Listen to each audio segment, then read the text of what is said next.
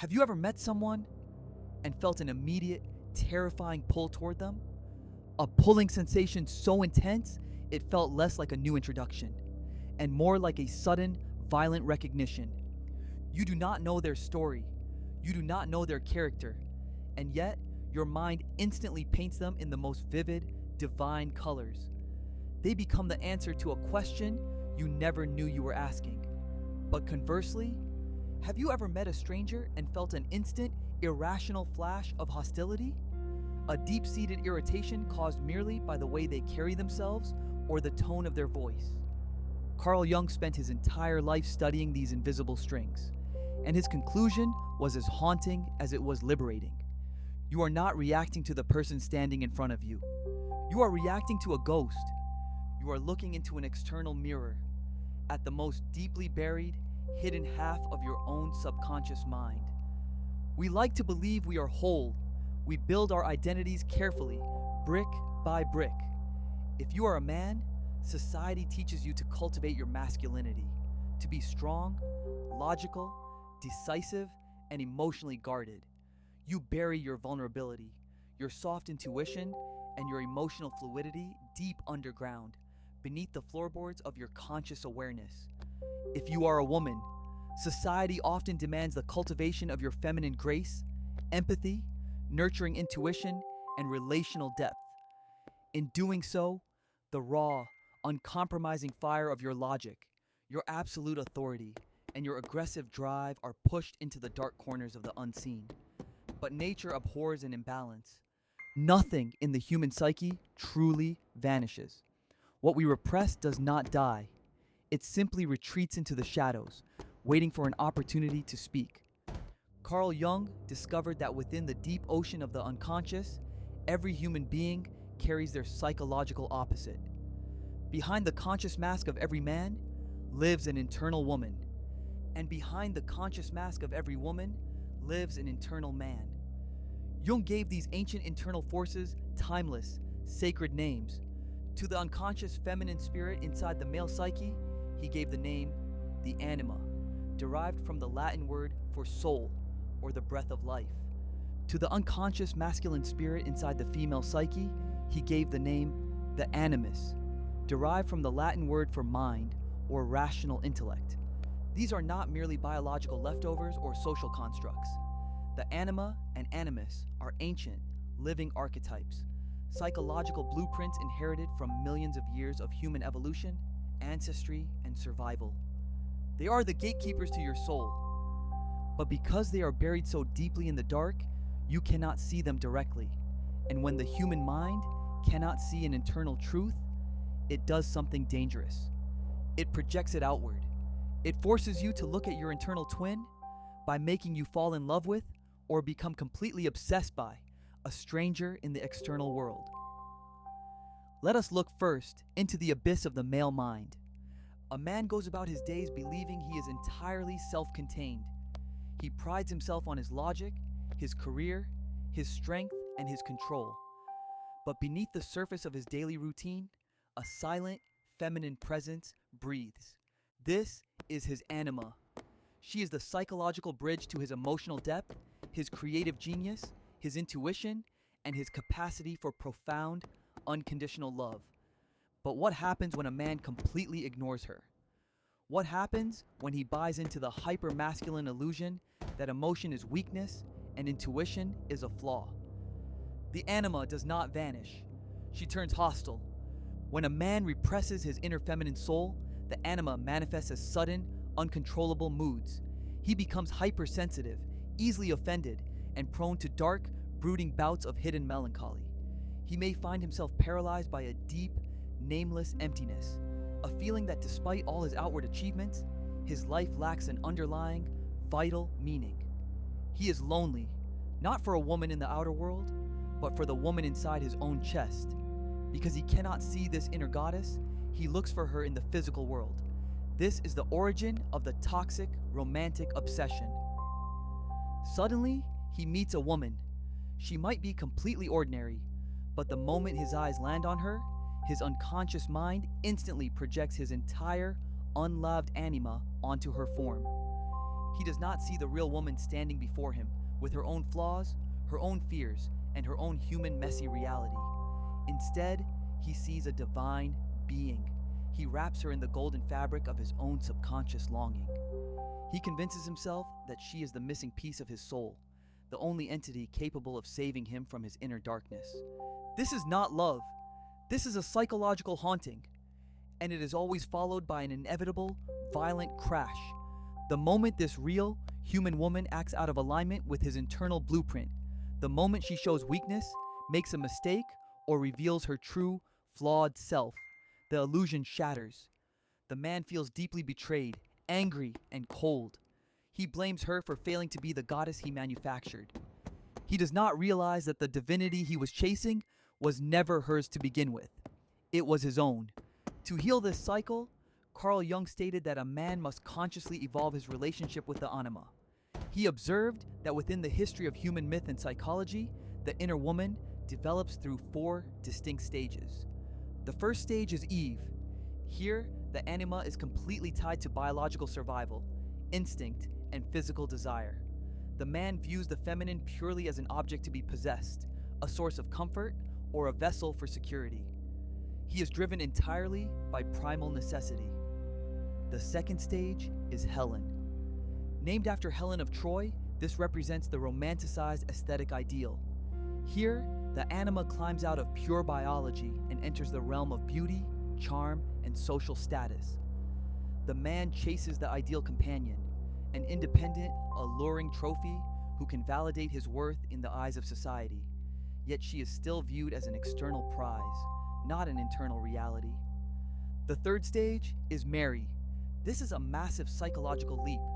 Named after the spiritual archetype of the Divine Mother, the Anima now represents spiritual love, deep devotion, and genuine emotional connection. The man can finally see a woman as an individual entity, capable of independent relationship. He values loyalty, nurturing, and emotional depth. He begins to understand that love is not about taking, but about holding space. The fourth and final stage is Sophia, derived from the Greek word for wisdom.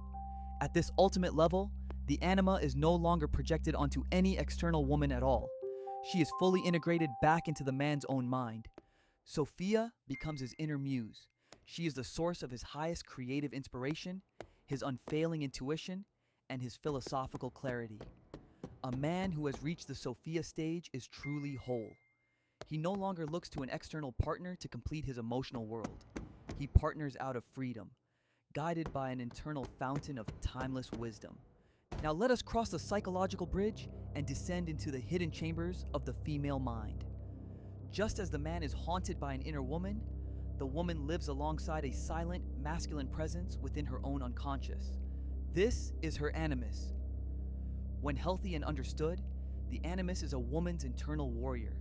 He is the source of her unshakable logic, her fierce independence, her analytical brilliance, and her ability to walk into a chaotic world and impose absolute order, focus, and creative conviction. But what happens when a woman is forced by society, fear, or trauma to lock this masculine fire away? What happens when she represses her raw authority and her intellectual drive? The animus does not dissolve. He goes to war against her. When a woman's inner masculine energy is ignored, the animus morphs into a cruel, invisible tyrant living inside her own thoughts. He manifests not as emotional moods, but as cold, rigid, and deeply destructive internal opinions. He becomes the ultimate inner critic, a silent voice that continuously whispers that she is not enough, that her work is flawed, and that her instincts are wrong. It is a harsh, unyielding judgment that paralyzes her ambition and leaves her second-guessing her brilliant intellect. She is under siege by an internal king who has forgotten how to protect his queen. Because this inner king is buried in the dark, she looks for him in the physical world. She seeks an external savior to execute the power she is afraid to claim for herself. Suddenly, she meets a man. He might be reckless, opinionated, or entirely dominant, but her unconscious mind immediately wraps him in the glowing mantle of her unlived animus. She does not see the real, flawed human being standing before her. Instead, she projects onto him the archetype of the infallible leader, the brilliant genius, or the untouchable hero. She surrenders her own critical thinking to his words, believing that his strength will shield her from her inner vulnerabilities. This, too, is a psychological haunting, and the crash is devastating. The moment this real man displays weakness, reveals a lack of knowledge, or shows a fragile human vulnerability, the illusion shatters into glass. The woman feels a profound, biting resentment. She becomes intensely critical, launching sharp, argumentative attacks against the very man she previously worshipped. She is furious at him for failing to be the omnipotent God she manufactured in her own mind. She does not realize that the strength, the absolute authority, and the unshakable truth she was chasing in him was a treasure buried inside her all along. To break this cycle, a woman must consciously guide her animus through his own evolutionary stages. Jung observed that the inner masculine spirit evolves through 4 distinct levels of psychological maturity. The first stage is the man of physical power. Here, the animus is personified purely by physical strength, athletic dominance, and raw power. In myths and dreams, he appears as the champion athlete, the muscular warrior, or the rugged survivalist. At this primal level, masculinity is valued solely for its ability to physically protect, build, and conquer. The second stage is the man of action or romance. Here, the animus evolves from brute strength into directed willpower and independent initiative. He is the explorer, the soldier of fortune, or the charismatic romantic lead. He possesses the drive to go out into the unknown, plan a strategy, and accomplish a mission. The woman at this stage is drawn to men who embody intense ambition and external achievement. The third stage is the man of the word. This is a massive intellectual awakening. The animus now transforms into the teacher, the philosopher, the brilliant scholar, or the lawgiver. Masculinity is no longer defined by physical muscle or individual action, but by the power of truth, logic, and sacred ideas. The inner masculine voice becomes a source of profound analytical clarity, helping the woman articulate her deepest wisdom to the world. The fourth and final stage is the Hermes of spiritual wisdom. Named after the ancient messenger of the gods who could freely walk between the heavens and the underworld. At this ultimate peak, the animus is no longer projected onto any husband, leader, or external teacher. He is fully integrated into the woman's own conscious mind. He becomes her internal psychopomp, the guide of her soul. He provides her with unshakable inner security, absolute creative conviction, and the spiritual framework to manifest her highest genius into physical reality. She no longer looks for a man to authorize her path.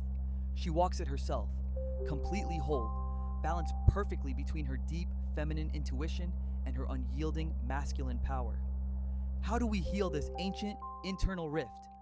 How do we stop the endless cycle of projecting our souls onto strangers and tearing them down when they fail to be gods? Carl Jung pointed to the ancient art of alchemy. The alchemist spoke of a sacred, final stage in the great work, the Coniunctio, the divine marriage. This is not a marriage to another person in the outer world. It is the holy unification of the opposites within your own mind. For a man, it means having the courage to descend into his own vulnerability. It means listening to his intuition, welcoming his emotional depth, and allowing his inner Sophia to guide his creative hand, without fearing that he will lose his masculine strength. For a woman, it means standing firmly in her own light. It means claiming her absolute authority, trusting her logical boundaries, and letting her inner Hermes execute her vision, without fearing that she will lose her feminine grace. When you marry the inner opposite, a profound shift occurs in your reality. The frantic, desperate search for someone to complete you completely evaporates. You stop looking at your romantic partners as saviors or mirrors, and you finally begin to see them for who they truly are. Beautiful, flawed, complex human beings. You stop demanding that they heal your soul, because your soul is already whole. The journey to the self is not a path of perfection. It is a path of completeness. Nature never intended for you to be half a human being. It did not create you to wear a rigid social mask while your internal twin screams in the dark. Look inward. Listen to the moods that paralyze you. Listen to the critical voices that judge you. Pay close attention to the people who intensely trigger your anger and the ones who ignite your absolute obsession. They are not your enemies. They are the cartographers of your unseen psyche. They are pointing directly to the parts of yourself that are begging to be brought into the light. The stranger you have been looking for in the crowd, the hero you have been waiting for to save you, the muse you have been begging to inspire you. They are not out there. They are waiting patiently behind the curtain of your own awareness. Walk into the shadows, embrace your hidden twin, and step forward into the world as a complete, unbroken soul.